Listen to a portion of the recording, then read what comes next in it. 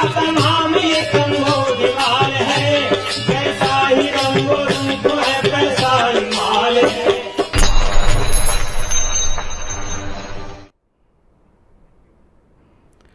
नमस्कार, मैं हूं शुभम शंकधर। आप देख रहे हैं मनी 9। समय हो गया है आपके favourite prime time show money central का। आज मनी सेंट्रल में सबसे बड़ी खबर जो है वो रूस से है, कच्चे तेल के बाजार से है, पुतिन पर लगे प्रतिबंधों से है।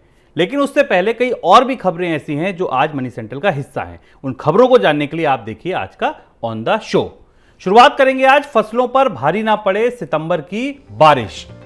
अचानक क्यों घटने लगे तरक्की के अनुमान, देश में क्यों बढ़ी बेरोजगारी, इस पर चर्चा करेंगे।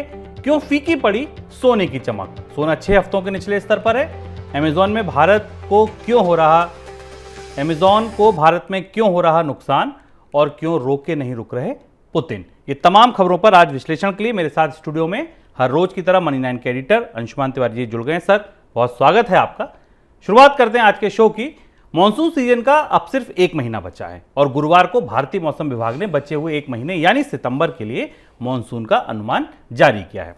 क्या कहा मौसम विभाग ने? मौसम विभाग का कहना है कि सितंबर के दौरान देश भर में सामान्य से ज्यादा बरसात होगी। हालांकि पूर्व और उत्तर पश्चिम के कुछ राज्य ऐसे हैं जहां पर सामान्य से कम बरसात का अनुमान है। सितंबर के दौरान अगर असामान्य बारिश होती है तो इसका असर खरीफ फसलों पर पड़ सकता है। सर, कौन से राज्य ऐसे हैं जहां सामान्य से कम या ज्यादा बारिश का अनुमान है?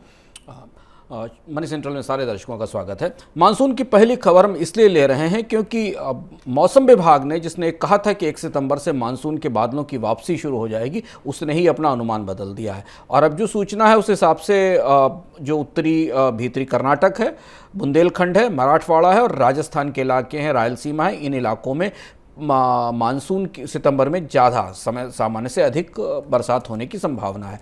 और ये वो एरिया है जिसमें पहले भी बरसात हो चुकी है और सामान्य से अधिक बरसात हमें दिखाई दे रही।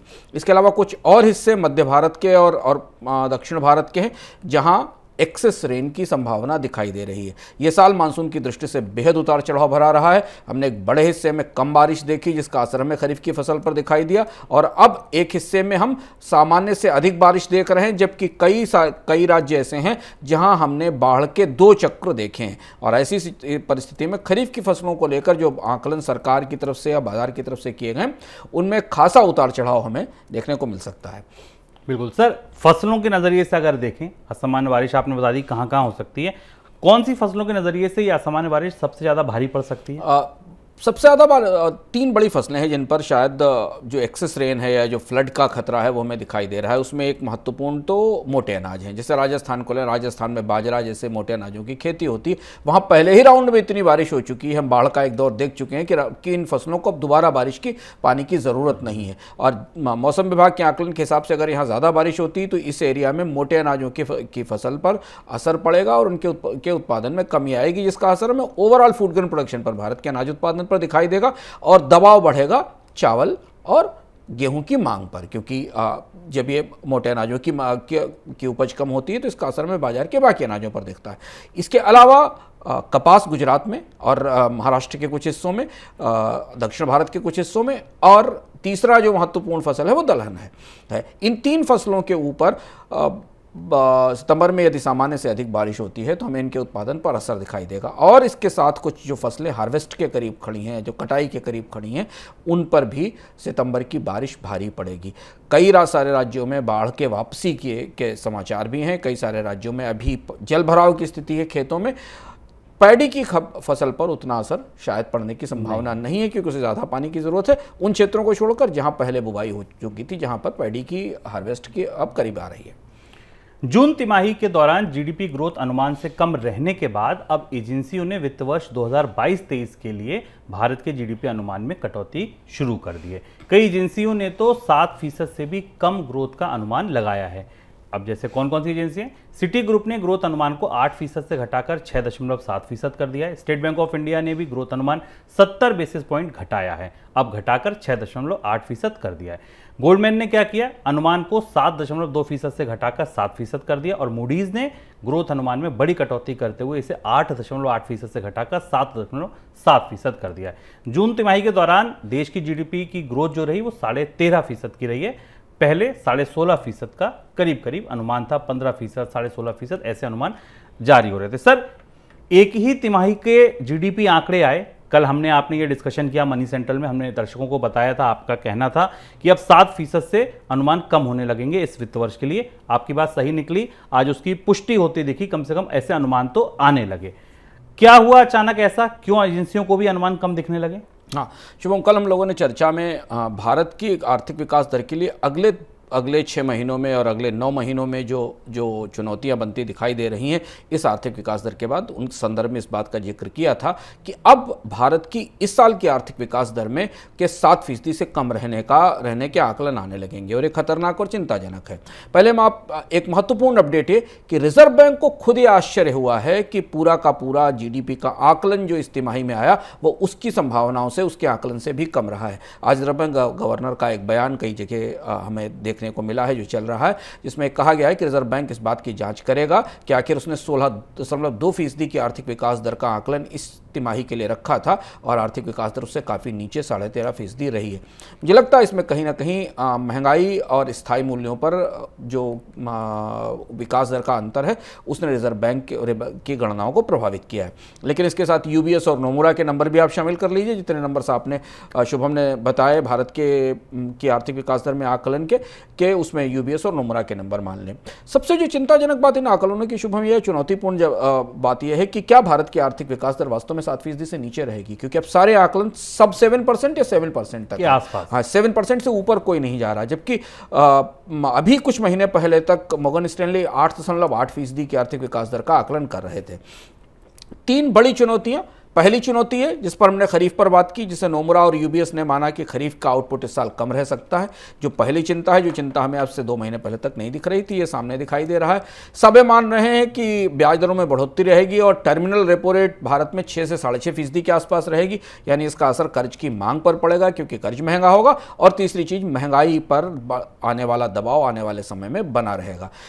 जीडीपी के आंकड़ों के भीतर से जो चीजें उभर कर आ रही हैं, जिन पर हमने कल चर्चा की थी, उन्हें दोहराना नहीं चाहते। 2 महत्वपूर्ण चीजें सारी एजेंसियां मान रही हैं कि भारत की इकोनॉमी में जिस पेंटअप डिमांड की संभावना जाहिर की गई थी अन्य अर्थव्यवस्थाओं की तरह, जैसे अमेरिका और यूरोप की अर्थव्यवस्थाओं की तरह से, कि लॉकडाउन खुलेगा और लोग मांग लेकर बाजार में आकर खड़े हो जाएंगे और खरीदारी शुरू कर देंगे, वो पेंटअप डिमांड हमें नहीं दिखाई दी और उसका असर हमें मांग में कमी पर दिखाई दिया। उसमें एक बड़ा फैक्टर भारत में मांग निकलते ही महंगाई का आ जाना था और महंगाई ने जो भी खरीदारी का उत्साह या जो ग्राहकी थी उसको तोड़कर कमजोर कर दिया। ये एक महत्वपूर्ण बात है और इसलिए भारत की आर्थिक विकास दर अगर इस साल 7% से नीचे रहती है तो अगले साल यानी 2023-24 में जो आकलन आएंगे शुभम, वो 6.5% और 6% के आसपास के होंगे।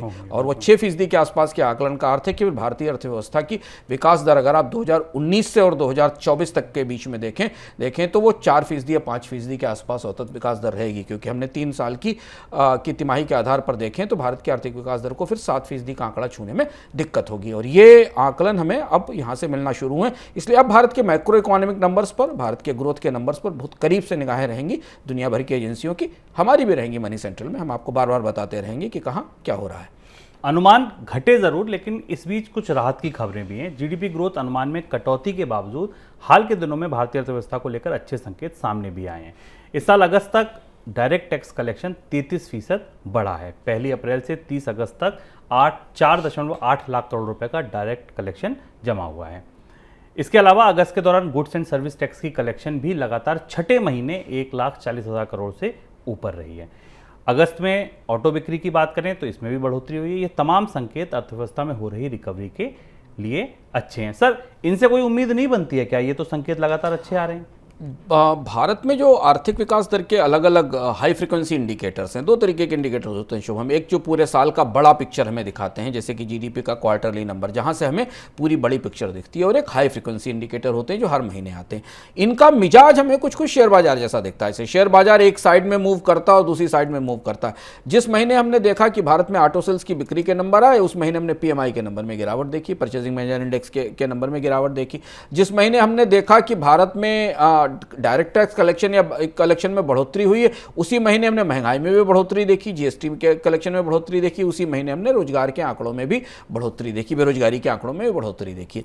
ये आंकड़े अभी स्टेबल होने का इसमें समय लगेगा, जब तक हमें एक स्थायी ट्रेंड नहीं दिखाई देता है। खासतौर से जो बड़े प्रमुख उद्योग हैं, 4-5 बड़े बाजार के उद्योग हैं, ऑटोमोबाइल, हाउसिंग, इलेक्ट्रॉनिक्स, इनमें जब तक लगातार कंस्ट्रक्शन, इनमें लगातार तेज मांग की परिस्थिति बनती नहीं दिखाई देगी, तब तक हम हर महीने पीएमआई के नंबरों को और ऑटो सेल्स के नंबरों को डामाडोल होते हुए देखेंगे। और यही वो बड़ी चिंता है जिसके कारण हमने कल जीडीपी के नंबर्स के बाद आज दुनिया भर की एजेंसियों की तरफ से एक साथ थोक में भारत की आर्थिक विकास दर के आकलन में कमी देखी है। रिजर्व बैंक गवर्नर ने भी आज ये बात कही है कि वो ऐसी कोशिश करेंगे कि भारत के आर्थिक विकास दर पर महंगाई नियंत्रण के उपायों का, यानी ब्याज दर बढ़ाने के फैसले का एक सीमा से अधिक बुरा असर ना पड़े, यानी चिंताएं सही जगह पहुंच गई हैं। एक चिंता वाली खबर और है, देश में बेरोजगारी दर लगातार बढ़ती जा रही है। Centre for monitoring Indian economy यानी CMI के आंकड़े बताते हैं कि अगस्त के दौरान बेरोजगारी दर 8.3% दर्ज की गई, जो एक साल में सबसे अधिक मासिक स्तर है। आंकड़ों में कहा गया है कि अगस्त के दौरान देश में करीब 20 लाख नौकरियां घटी हैं। जुलाई के दौरान बेरोजगारी दर 6.8% थी। हालांकि बेरोजगारी दर में बढ़ोतरी के बावजूद गांव में मनरेगा के तहत काम मांगने वालों की संख्या घटी है। श्रम मंत्रालय के आंकड़े बताते हैं कि अगस्त के दौरान मनरेगा के तहत काम मांगने वालों की संख्या 41% घटकर 1.5 करोड़ के आसपास, 1.58 करोड़ के आसपास रह गई है। पिछले साल अगस्त में ये नंबर जो था वो 2.70 करोड़ का था, ये बड़ा नंबर था। सर, बेरोजगारी बढ़ने की क्या वजह है? मनरेगा का नंबर हम पहले लेते हैं, क्योंकि बुआई का सीजन था, हमने ये सोइंग सीजन देखा, और सोइंग सीजन में आमतौर पर श्रमिकों की मांग ग्रामीण इलाकों में ज़्यादा बढ़ती है, तो मनरेगा के पर दबाव कम होता है। ये साल का फिनोमेना, और इसलिए हमें मनरेगा के आंकड़े थोड़ा उत्साहित करते हैं कि मनरेगा में काम मांगने वालों की कमी है। CMI का एक आंकड़ा आया जो उसमें 8% से ऊपर की बेरोजगारी दर है, जो लगातार बनी हुई है। इसके साथ ही NSSO का भी आंकड़ा आया। NSSO ने भी भारत में तिमाही आधार पर जो बेकारी के आंकड़े देते हैं उसे जारी किया, जो कल जारी हुआ था। इसके हिसाब से जो भारत में अर्बन एरियाज़ में, नगरीय इलाकों में अप्रैल से जून के बीच बेरोजगारी की दर 7.6% घटकर रह गई, जो जनवरी मार्च में 8.2% थी। यानी अगर आप बेरोजगारी दर में क्वार्टर टू क्वार्टर देखें तो इसमें गिरावट आ रही है। पिछले साल के मुकाबले तो कम है, क्योंकि पिछले साल, एक साल पहले इसी समय में 12.6% NSSO के आंकड़े में थी। यानी एक सरकारी आंकड़ा और एक स्वतंत्र एजेंसी के जांच का अनुमान का आंकड़ा। इन आंकड़ों के दोनों के बीच में अगर आप शुभम अंदर उधर कर देखें तो हमें एक चीज़ जो महत्वपूर्ण दिखाई देती कि भारत में बेरोजगारी की दर अभी भी 7% से ऊपर बनी हुई, 7.5% से ऊपर बनी हुई औसत स्तर पर अगर आप देखें। यानी भारत की आर्थिक विकास दर और भारत की बेरोजगारी दर लगभग बराबर स्थिति में है। और ये बड़ी चुनौती है कि तेज विकास के बाद भी, अर्थव्यवस्था के खुलने के बाद भी, अर्थव्यवस्था में रिकवरी के बाद भी हमें एम्प्लॉयमेंट मार्केट में वैसी रिकवरी नहीं दिखाई दी, रोजगारों के बाजार में उतनी तेज रिकवरी नहीं दिखाई दी। हालांकि इस तिमाही में रिकवरी में कमी हमें दिखाई दी, लेकिन फिर भी अगर आप पिछले 2 सालों के आधार पर देखें, कोविड के लॉकडाउन और उसके बाद के आधार पर देखें, और एक तरफ आप GDP की रिकवरी के आंकड़े देखें, तो आपको थोड़ी आश्वस्ति मिलेगी कि चीज़ें बेहतर हो रही हैं। जैसा कि शुभम ने बताया कि ऑटो सेल्स बेटर हो रहे हैं या टैक्स कलेक्शन बढ़ रहा है, लेकिन उसी के समानांतर आप अगर एम्प्लॉयमेंट के आंकड़े देखें, चाहे वो CMI से आने वाले आंकड़े हैं या वो सरकार की एजेंसी NSSO से आने वाले आंकड़े हैं, तो दोनों के बीच में हमें एक बड़ा डाइवर्जेंस दिखता है। यानी अर्थव्यवस्था तो खुली, बाजार तो खुले, पर रोजगार नहीं खुले, रोजगारों में वो मांग नहीं दिखाई दी, और उसी का असर हमें अंततः लोगों की खर्च और खपत खर्च पर दिखाई दे रहा है, जिसके कारण अब GDP में मांग का जो फैक्टर है, डिमांड का फैक्टर है वो कमजोर पड़ता दिख रहा है। भारतीय ई-कॉमर्स बाजार की सबसे बड़ी कंपनी होने के बावजूद अमेजॉन को उम्मीद से कम मुनाफा हो रहा है। अमेरिकी रिसर्च कंपनी वर्स्टीन की रिपोर्ट कहती है कि अमेजॉन ने भारतीय बाजार में $6.5 अरब से ज़्यादा का निवेश किया हुआ, और इसके बावजूद कमाई 5 से 10% ही है। उस कमाई में अगर टैक्स और ब्याज हटा लिया जाए तो वो और भी कम हो जाती है। सर, अमेजॉन को भारत में नुकसान क्यों हो रहा है? अमेजोन ने भारतीय बाजार में काफ़ी बड़ा निवेश किया, $6.5 बिलियन का निवेश है भारत, और ये बर्नस्टीन की रिपोर्ट काफ़ी चौंकाने वाली है। 2 चीज़ें इसमें समझ में आ रही हैं, क्योंकि वैसे तो अगर आप देखें भारतीय ई-कॉमर्स के बाजार में तो अमेजोन सबसे बड़ी कंपनी है और सबसे बड़ा नेटवर्क भी भारत में है। 2 महत्वपूर्ण चीज़ें दिखाई दे रही हैं कि एक तो जो कंपटीशन है अमेजन के लिए नए क्षेत्रों में, बाजारों में, और ख़ास तौर से जो नए स्टार्टअप्स और ई कॉमर्स आ रहे हैं जो अलग अलग कैटेगरीज में प्रोडक्ट सेल कर रहे हैं, उनके कारण अमेजन को एक बड़े मार्केट प्लेस की तरह एक प्रतिस्पर्धा का सामना करना पड़ रहा है। जैसे कि आप गारमेंट के ई कॉमर्स मार्केट को देख लें, आप कॉस्मेटिक्स के ई कॉमर्स मार्केट को देख लें। ऐसे जो नए स्टार्टअप्स आए हैं उनके पास डिस्काउंट देने की, चीज़ों को नए ढंग से पहुंचाने की, प्रतिस्पर्धा की ज़्यादा क्षमता बनी हुई है, जिसका असर हमें अमेज़न की बैलेंस शीट पर या भारत के में डिमांड पर दिखाई दे रहा है। और दूसरा जो सबसे महत्वपूर्ण बात जिस पर हम बार बार अभी जीडीपी के संदर्भ में चर्चा कर रहे हैं कि अमेज़न को ये लग रहा था कि भारत में दूसरी और तीसरे कैटेगरी के शहर, जिनको हम टियर 2 टियर 3 सिटीज़ कहते हैं, वहाँ से बहुत तेज़ी से मांग निकलना शुरू होगी और लोग धीमे धीमे बड़े शहरों से निकलकर छोटे शहरों में, मझोले शहरों से अमेज़न से ख़रीदारी शुरू करेंगे। इस बीच में जो रेगुलेटरी इन्वायरमेंट बदला, भारत में अमेज़न को लेकर तमाम सारे दबाव बने, भारत के रिटेलर्स ने सरकार पर दबाव बनाया, कानूनों में बदलाव हुआ, अब भारत का नियामक रेगुलेटर अमेज़न की लगातार जाँच कर रहा है। इसके असर के कारण ई कॉमर्स मार्केट का जो पेनिट्रेशन है, जो रिटेल मार्केट में पेनिट्रेशन है, वो केवल 5% पर सीमित रह गया है, जो अंतर्राष्ट्रीय औसत 14% का है। तो इस वजह से अमेज़न का पूरा प्लान भारत में निवेश को लेकर, भारत में डिमांड को लेकर थोड़ा सा बाधित हुआ है। और इसीलिए वैसे इंडिया की ई कॉमर्स स्पेंडिंग में 2025 तक जो आंकड़े मैं देख रहा हूँ 130 बिलियन प्लस की ग्रॉस मर्चेंडाइज वैल्यू की बढ़ोतरी दिखाई दे रही है। लेकिन ये माना है बर्नस्टीन ने कि ये बढ़ोतरी जो आएगी वो नए ऑनलाइन शॉपर्स की कैटेगरी में आएगी, ना कि अमेज़न की कैटेगरी में आएगी, जो नई ऑनलाइन कंपनी आ रही हैं। ये है भारत के सबसे प्रमुख ई कॉमर्स कंपनी का हाल।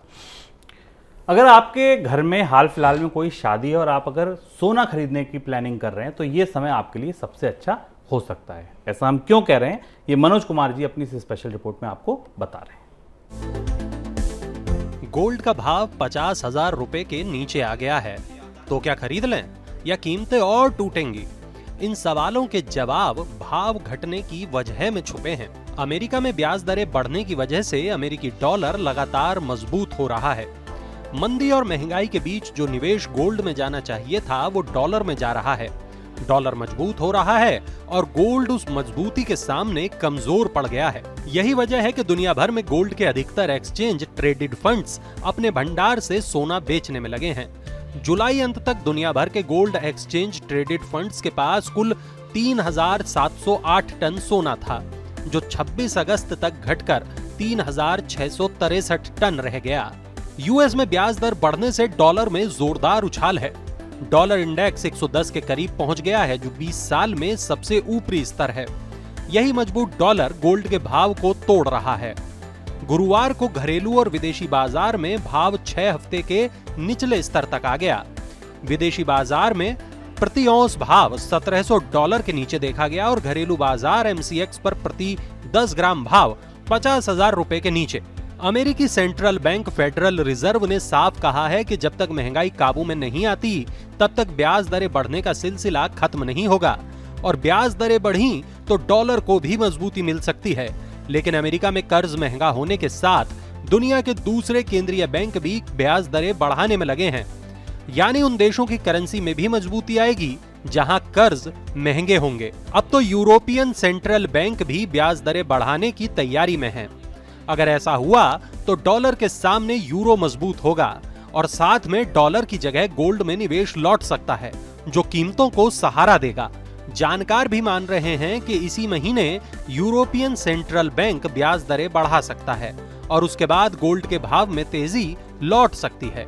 केडिया एडवाइजरी के डायरेक्टर अजय केडिया का कहना है कि ईसीबी की तरफ से ब्याज दरें बढ़ाई जाती हैं तो गोल्ड में रिकवरी आएगी, और ऐसी स्थिति में दिसंबर तक गोल्ड का भाव फिर से 52,500 रुपए का स्तर छू सकता है, यानी मौजूदा भाव से करीब 2,500 रुपए ऊपर। मनी9 का मानना है कि गोल्ड के मौजूदा भाव पर अगर आप उसमें निवेश करना चाहते हैं तो निवेश से पहले अपने वित्तीय सलाहकार से जरूर राय लें। अब जो खबर है इसको ध्यान से सुनिएगा, क्योंकि ये खबर नई है, मेरे लिए भी नई थी। ऐसा इसलिए मैं कह रहा हूं क्योंकि ये जनरेशन में एक बार होने वाली घटना है। दुनिया भर में बढ़ती महंगाई को काबू करने के लिए केंद्रीय बैंक जिस रफ्तार से ब्याज दरें बढ़ा रहे हैं उसका असर बॉन्ड मार्केट पर पड़ रहा है। करीब 40 वर्षों में पहली बार global bond market bear zone में खिसक गया है। गवर्नमेंट और इन्वेस्टमेंट ग्रेड कॉर्पोरेट बॉन्ड के लिए ब्लूमबर्ग का इंडेक्स 2021 के ऊपरी स्तर से करीब 20% टूट गया है। 1990 में इस इंडेक्स की शुरुआत हुई थी और तब से लेकर अब तक ये इंडेक्स में सबसे बड़ी गिरावट है। बॉन्ड मार्केट की मंदी सर दुनिया के लिए कैसा संकेत है? पहली बात तो बॉन्ड मार्केट का मंदी में खिसकना कह रहे हैं कि जनरेशन में एक बार होने वाली घटना है, कितनी बड़ी घटना है और इसका असर क्या होगा? हाँ, ये बात सही है और ये खबर कई सारे लोगों के लिए नहीं है। पूरी पीढ़ियों में, जनरेशन में पहली बार बॉन्ड मार्केट में मंदी आना इसलिए बड़ी खबर है कि पूरी एक पीढ़ी ने महंगी ब्याज दरें देखी ही नहीं। हम एक 2008 के पहले से भी पूरी दुनिया की अर्थव्यवस्थाओं में ब्याज दरें कम करने की होड़ चलती रही और जब तक ब्याज दरें कम होती रहती हैं, बॉन्ड्स की कीमत बढ़ती रहती है और बॉन्ड बाजार हमेशा बुल फेज में बना रहता है। बॉन्ड बाजार में जैसे ही ब्याज दरें बढ़ना शुरू होती हैं, यानी जिस पर बॉन्ड जारी करने वाले लोग कर्ज लेते हैं उसकी दरें बढ़ाते हैं, तो बॉन्ड की कीमतें गिरती हैं और बॉन्ड बाजार में मंदी आती है। ये तो हुआ बॉन्ड बाजार में मंदी का रहस्य। और ये रहस्य इसलिए क्यों महत्वपूर्ण है? क्योंकि दुनिया में अधिकतम बारोइंग, स्टॉक मार्केट से ज़्यादा बड़ा हिस्सा, खासतौर से सरकारों की बारोइंग का एक बड़ा हिस्सा, क्योंकि वो इक्विटी मार्केट में नहीं जा सकती, उनकी कंपनियां जा सकती, सरकार कोई बाजार में शेयर जारी नहीं कर सकती, उनके लिए सबसे बड़ा केंद्र उनके संसाधनों का स्रोत बॉन्ड बाजार है। करीब करीब 128 ट्रिलियन डॉलर का बॉन्ड बाजार है दुनिया में जिसको हम एसएसए बॉन्ड्स कहते हैं, जिनको सॉवरिन और सब नेशनल बॉन्ड्स कहा जाता है। इनकी हिस्सेदारी 68% है। 87.5 ट्रिलियन डॉलर के बॉन्ड्स दुनिया में ट्रेड होते हैं, जो सरकारों के बॉन्ड हैं या अंतर्राष्ट्रीय सरकारों के बॉन्ड हैं कि चाइना का बॉन्ड अमेरिका के मार्केट में ट्रेड हो रहा है या भारत की सरकारें अपने बॉन्ड या दुनिया की सरकारें दुनिया के अलग अलग देशों में अपने बॉन्ड जारी करती हैं। और करीब करीब 50 ट्रिलियन डॉलर का मार्केट शुभम कॉर्पोरेट बॉन्ड्स का है। उन्हीं को मिलाकर ब्लूमबर्ग का इंडेक्स हमें जानकारी देता है। अब यहाँ एक दिलचस्प परिस्थिति है और दिलचस्प परिस्थिति हमेशा इकोनॉमिक अर्थव्यवस्थाओं में और बाजार के संदर्भ में बड़ी महत्वपूर्ण होती है। जैसे जैसे बॉन्ड मार्केट में मंदी आ रही है, फिक्स्ड इनकम इन्वेस्टर्स ज़्यादा निवेश कर रहे हैं, क्योंकि महंगाई से बचने के लिए बॉन्ड जैसे जैसे ब्याज दरें बढ़ रही हैं, वैसे निवेशकों को ये जो सुरक्षित निवेश के उपकरण हैं, जो कि बॉन्ड हैं, जो 5 साल 10 साल के लिए इन्फ्लेशन से बेहतर ब्याज दर देने का वादा करते हैं कई बाजारों में, भारत में नहीं, वहाँ निवेश बढ़ना शुरू होता है। तो जब बॉन्ड बाजार मंदी में जाता है तो वो लोग जो शेयर बाजार में रिस्क नहीं लेना चाहते, जो अपनी बचतें लगाना चाहते हैं, उनके लिए इससे अच्छा कोई समय नहीं होता। तो ये मंदी का दूसरा चेहरा। पर मंदी का जो एक दूसरा चेहरा है, जो उनके लिए सबसे ज़्यादा खतरनाक है, जो इन बॉन्ड से बारोइंग करते हैं, उसमें कॉर्पोरेट और सरकार हैं, खासतौर से सरकारें हैं। तो यदि अंतर्राष्ट्रीय बाजारों में ब्याज दरें लगातार बढ़ती रहीं, जिसकी संभावना अभी कम से कम अगले 6 महीने तक है, और बॉन्ड मार्केट में मंदी बढ़ती रही, यानी सरकारों को ज़्यादा ब्याज देना पड़ा कर्ज उठाने के लिए, तो इसका असर हमें उनके बजटों पर नजर आएगा और अंततः उनके खर्च पर नजर आएगा जो वो खर्च करते हैं। तो अगर आप निवेशक की तरफ से इसको देख रहे हैं, अगर आप अगर आप फिक्स्ड इनकम इन्वेस्टर्स के तौर पर इसे देख रहे हैं, तो इसे आप ऐसे समझिए कि इसे भारत में कर्ज महंगा होगा तो आपका डिपॉजिट भी बेहतर रिटर्न लेकर आएगा। लेकिन अगर आप बारोअर के नज़रिए से देख रहे हैं, चाहे वो कॉर्पोरेट हों या सरकारें हों, अगर वो बाजार से कर्ज लेना चाहती तो उनके लिए ये मंदी घातक है। पर ये एक नया पहलू है जो हमें अंतर्राष्ट्रीय बाजार में दिख रहा है। अब दिन की सबसे बड़ी खबर, रूस ने पश्चिमी देशों की ओर से लगाए गए तमाम प्रतिबंधों के बावजूद कच्चे तेल का रिकॉर्ड निर्यात किया है। जी हाँ, रिपोर्ट्स की माने तो रूस ने अगस्त में 160 मिलियन बैरल का रिकॉर्ड निर्यात किया है। सर, तमाम कोशिशों के बाद, तमाम प्रतिबंधों के बाद, अटलांटिक के दोनों तरफ से प्रतिबंध लगाए गए, अमेरिका ने, यूरोप ने, सबने लगा लिया, फिर इतना बड़ा रिकॉर्ड निर्यात कैसे हुआ? रूस ने प्रतिबंधों की पूरी व्यवस्था को किस तरह से तोड़ा, अब ये अंतर्राष्ट्रीय बाजारों में चर्चा का विषय है और इसके फॉलोअप के तौर पर अमेरिका और बाकी प्रतिबंध लगाने वाले देशों ने अपनी तैयारियां शुरू कर दी। इंस्टीट्यूट ऑफ इंटरनेशनल फिनांस, रेफिनिटिव और जो दुनिया में जो ट्रेड को और खासतौर से ऑयल के ट्रेड को करीब से देखने वाली फर्म्स हैं, उन्होंने जो डेटा दिया है उस हिसाब से रूस ने के अंतर्राष्ट्रीय बाजार में प्रतिबंधों के बावजूद उसका तेल पहुंचाने के 2 जरिए थे। रूस की तेल कंपनियों पर प्रतिबंध लगाया गया था, पर वो तेल कंपनियां दुनिया के एजेंट्स को अपना तेल बेच रही थीं। इसमें सबसे महत्वपूर्ण काम किया ग्रीस की शिपिंग लाइंस ने। ग्रीस की शिपिंग लाइंस ने रशिया से तेल उठाया और उसे अंतर्राष्ट्रीय बाजारों में पहुंचाया। और तभी जब हम यहाँ बात करते थे 2-3 महीने पहले कि रिलायंस या नायरा या दुनिया के देश प्रतिबंध के बाद भी रूस का तेल हासिल कैसे कर रहे हैं, तो हम मनी सेंटर में आपको बता रहे हैं कि तेल ग्रीस की एयरलाइंस, ग्रीस की शिपिंग लाइंस की तरफ से आता था। और अब ये चीज़ें खुलकर सामने आ रही हैं।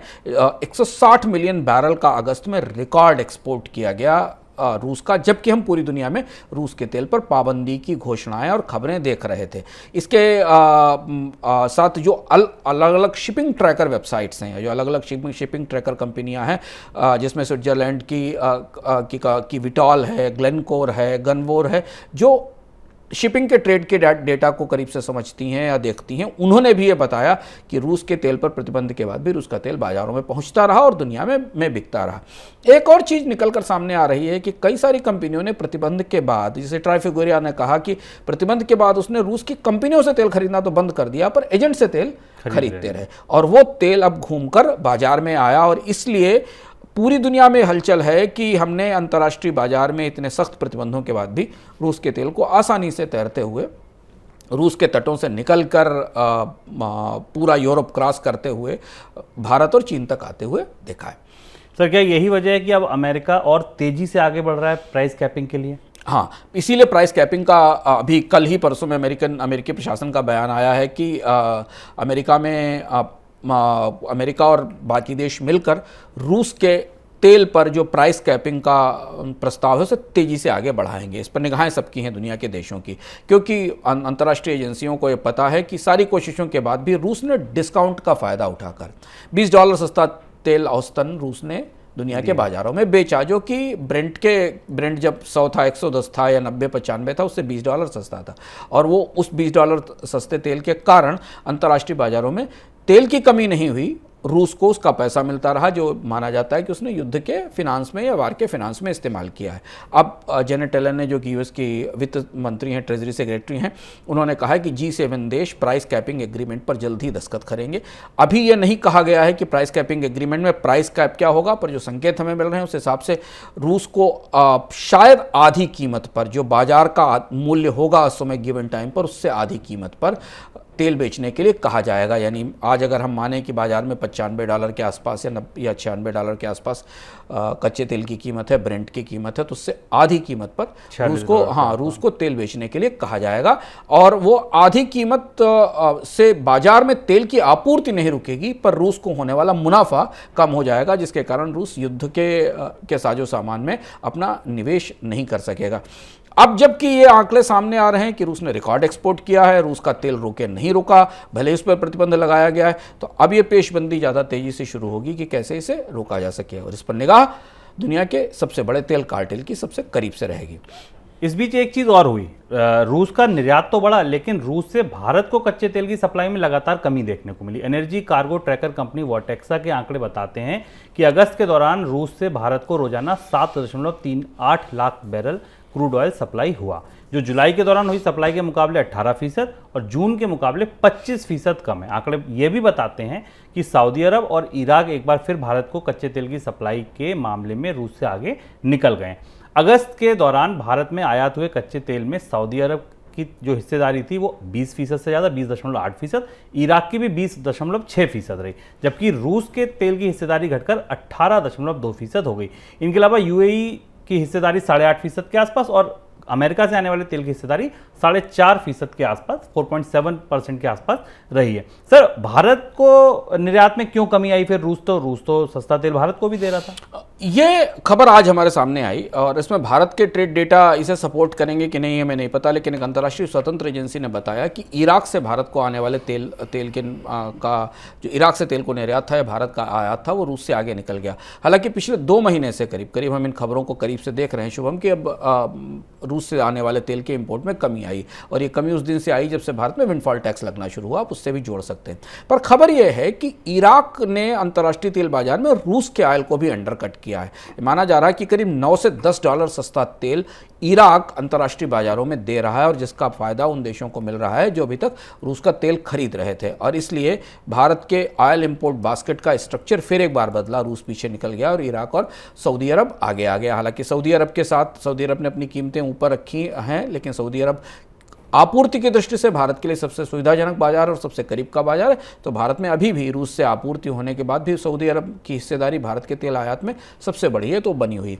जिस तरह से अगर आप तेल बाजार में देखिए तो बहुत ही दिलचस्प पेशबंदी जैसी दिखाई दे रही है। एक और प्लेयर ऑयल मार्केट में आ गया है, और वो प्लेयर इराक है, जो वॉटेक्सा की रिपोर्ट बताती है। पर यहाँ शुभम, जो सबसे बड़ी आश्चर्यजनक बात मुझे इस पूरी प्रक्रिया पूरे गतिविधि में लगती है कि अगर आप इन सारे आंकड़ों को, रेफिनेटिव का आंकड़ा, वॉटेक्सा का आंकड़ा या बाकी जो डेटा हमारे पास आ रहा है उसे करीब से देखें तो बाजार में तेल की आपूर्ति में कोई कमी नहीं थी, बाजार में पर्याप्त तेल की आपूर्ति थी, उसके बाद भी कीमतें, यही मेरा अगला सवाल था कि $100 के आसपास बनी। हाँ, कि हमने देखा लंबे समय के बाद 100 के ऊपर कीमतें पहुंची फिर से। अगर इतनी सप्लाई चारों तरफ से आ रही थी तो फिर कीमतें क्यों नहीं घटी? हाँ, ये चीज समझना जरूरी है कि इसका मतलब ये है कि ओपेक देश उतना उत्पादन नहीं कर रहे थे जितना उत्पादन उनसे कहा गया था। इसको हम बार बार रिपोर्ट कर रहे हैं कि ओपेक देश में कई सारे प्रमुख ओपेक देश अपने उत्पादन में कमी कर रहे थे, और या फिर आंकड़े हमें बाद में मिलेंगे कि अंतर्राष्ट्रीय बाजारों में कई देशों ने, शायद चाइना जैसे देशों ने इस पूरे ऊहापोह असमंजस के दौर में